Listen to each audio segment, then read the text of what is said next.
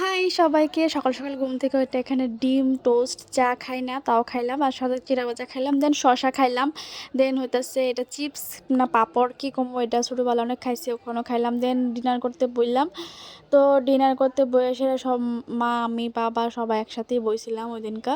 দেন খাওয়া দাওয়া কইরা আমার একটু চাট খেতে ইচ্ছে করতেছে, যেটা তোমরা সবাই জানো আমার খুব পছন্দ, অনেক ভিডিওতেই দেখছো।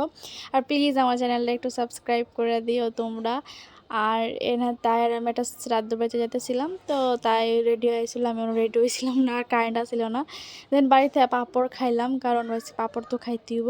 তারপরে ওই দিনকে আমার একটু ফুচকা খাইতে ক্রেভিং হইতেছিল, তো ভাবলাম যে না একটু ফুচকা বানায় খাই। ফুচকার আমার মানে আমি যদি ফুচকার ব্লগ বানাই তাহলে মনে হয় সপ্তাহে 6-7 দিন ফুচকার ব্লগেরই ভিডিও পোস্ট করতে হবে। আমি এত পরিমাণে ফুচকা খাই। তো প্লিজ আমার চ্যানেলটা সাবস্ক্রাইব করে দিও, যারা যারা নতুন আসো আমার সাপোর্ট করো, তোমরা সাপোর্টটা আমি ভিডিও বানাইতে উৎসাহিত হবো। তো টাটা।